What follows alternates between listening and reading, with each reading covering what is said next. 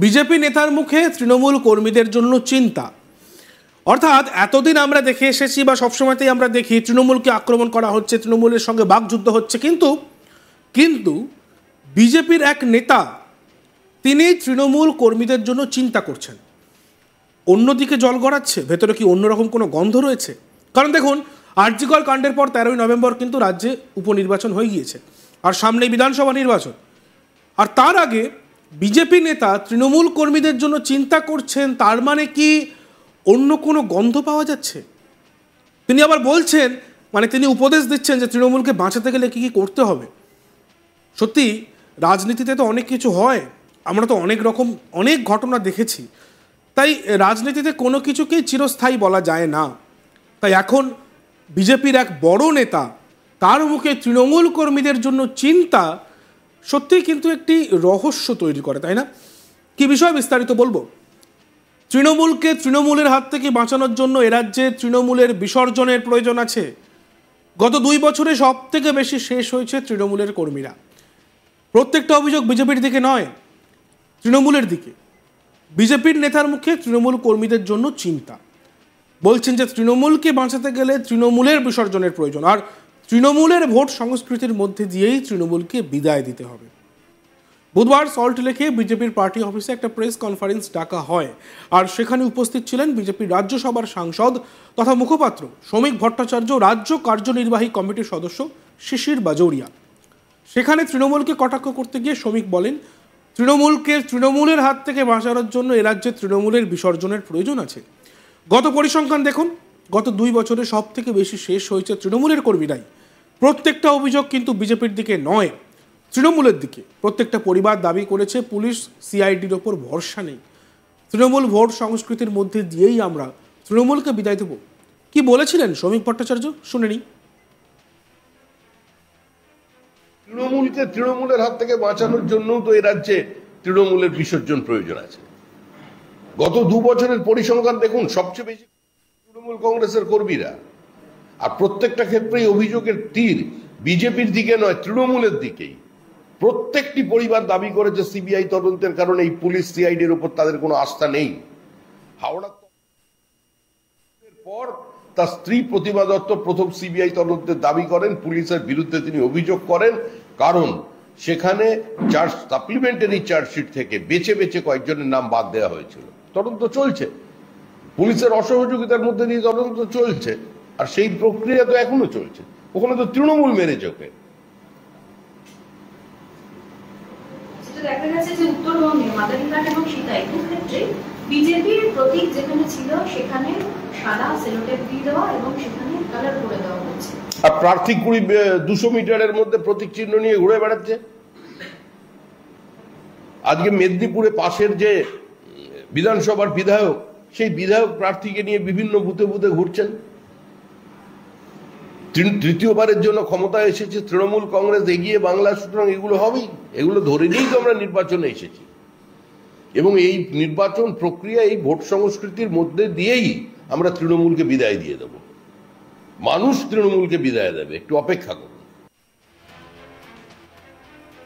তৃণমূল সরকারের দিন কি ঘনিয়ে এসছে, মানে বিদায় ঘণ্টা কি বেজে গিয়েছে? কান পাতলে তো তেমনই শোনা যাচ্ছে। বলা হচ্ছে যে আর 8 মাস তার বেশি এই সরকার আর থাকবে না। মানে হিসেব বলছে জুলাই আগস্টেই মমতা সরকারের পতন ঘটবে। মানে আমরা তো জানি যে 2026-এ রয়েছে বিধানসভা ভোট, তবে কি জুলাই আগস্টেই রাজ্যে বিধানসভা ভোট হবে?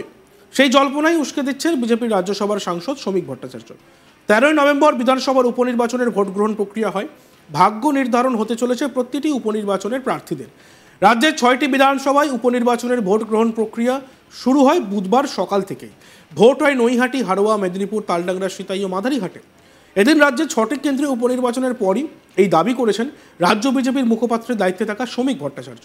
নির্দিষ্টভাবে তিনি বলেছেন আর 8 মাস তার বেশি সরকার থাকবে না। শ্রমিক ভট্টাচার্য কি বলেছিলেন শুনবো আমরা। এটাই তৃণমূলের স্টাইল। অনুব্রত কোনো বিচ্ছিন্ন ব্যক্তিত্ব নয়। অনুব্রত তৃণমূলের যে এজেন্ডা, তৃণমূলের যে কর্মসূচি, তৃণমূল যেভাবে নির্বাচনকে দেখে, তৃণমূলের সংস্কৃতিটাকেই অত্যন্ত স্বচ্ছতা, সততা এবং দৃঢ়তার সঙ্গে পালন করেছিল। সেই জন্যই হয়ে উঠেছিল সে, মানে মিডিয়ার কাছে তৃণমূলের পোস্টার বয়। সুতরাং ওটাই চলার পথ, যে পথ অনুব্রত দেখিয়েছিল সেই পথে তৃণমূল আজকে চলেছে।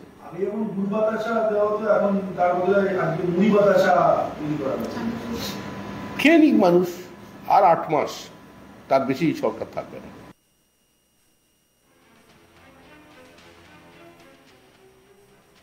এছাড়াও তাকে যখন প্রশ্ন করা হয় যে ভোটের দিনে বিভিন্ন জায়গায় বিজেপি প্রার্থীদের বিক্ষোভের মুখে পড়তে হয়েছে, তখন তিনি বলেন ওটা মানুষের বিক্ষোভ নয়, ওরা তৃণমূলের বিক্ষোভ।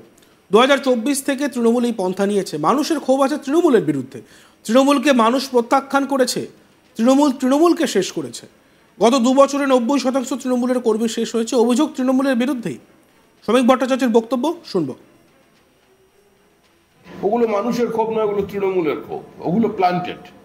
2024 সাল থেকে তৃণমূল একটা পন্থা নিয়েছে যে যখন প্রার্থী বিভিন্ন ভোট কেন্দ্রে যাবেন তখন তার গতিটাকে আটকে দিতে হবে, তাহলে তৃণমূলের লুটের সুবিধা হবে।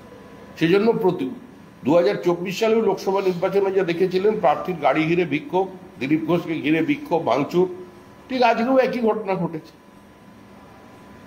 মানুষের কোনো ক্ষোভ নেই, মানুষের ক্ষোভ আছে তৃণমূল কংগ্রেসের বিরুদ্ধে। সেটাই হোক তিলোত্তমার ঘটনাকে কেন্দ্র করে পাহাড় থেকে সাগর পর্যন্ত রাজ্যের মহিলারা তারা আজকে রাস্তায় নেমে সেটা প্রমাণ করেছে। 6টা কেন্দ্রে নির্বাচন হলো, তার মধ্যে 5টি ছিল তৃণমূলের দখলে, একটি ছিল বিজেপি। তার সত্ত্বেও তৃণমূল এত মরিয়া কেন? কারণ তৃণমূলকে মানুষ প্রত্যাখ্যান করেছে। তৃণমূল গৃহীত, পরীক্ষিত এবং পরিত্যক্ত। তৃণমূলের বিসর্জনের ঢাক বেজেছে, তৃণমূল চলে যাচ্ছে। স্বাভাবিক রাজনৈতিক মৃত্যুর দিকে তৃণমূল এগোচ্ছে। সেই কারণেই তৃণমূল আজকে আতঙ্কিত। আর এই আতঙ্কের কারণে শুধু বিজেপির উপরে হামলা করছে এরকম নয়, এই আতঙ্ক থেকে তৃণমূলকে করছে। আজকে তৃণমূলকে মেরেছে। আজকে নির্বাচন চলাকালীন মেদিনীপুরে কাউন্সিলর এবং কাউন্সিলরের স্বামীকে প্রকাশ্য রাস্তার উপরে তৃণমূল কংগ্রেস পেটাচ্ছে। তারা মুখ বুজে দাঁড়িয়ে আছে, কারণ নাও আর নেভার, যা লুট করতে হবে কয়েক মাসের মধ্যে। মেদিনীপুর শহরের 4 নম্বর ওয়ার্ডের কাটিগেরিয়া এলাকার 283 নম্বর বুথে তৃণমূল কাউন্সিলর নিরূপা কুমার শীত ও তার স্বামী সুনিতা শীতকে মারধরের অভিযোগ তৃণমূলেরই একাংশের বিরুদ্ধে। কাউন্সিলর ও তার স্বামীকে প্রকাশ্যে রাস্তায় চর, কিল, ঘুষি, ভিডিও ভাইরাল হয়েছে। তো তৃণমূলই মারছে, তৃণমূল করছে। হাওড়ার তপন দত্তকে দিয়ে শুরু হয়েছে, তার স্ত্রী প্রতিমা দত্ত প্রথম সিবিআই তদন্তের দাবি জানিয়েছিলেন, কারণ সাপ্লিমেন্টারি চার্জশিটে যারা মূল অভিযুক্ত তারা বাদ গিয়েছিলেন। গত 2 বছরের রেকর্ড নিন, 90% রাজনৈতিক তৃণমূল কংগ্রেসের, আর প্রত্যেকটি ক্ষেত্রেই। দেখতে থাকুন আজ তাক বাংলা, সাবস্ক্রাইব করতে ভুলবেন না।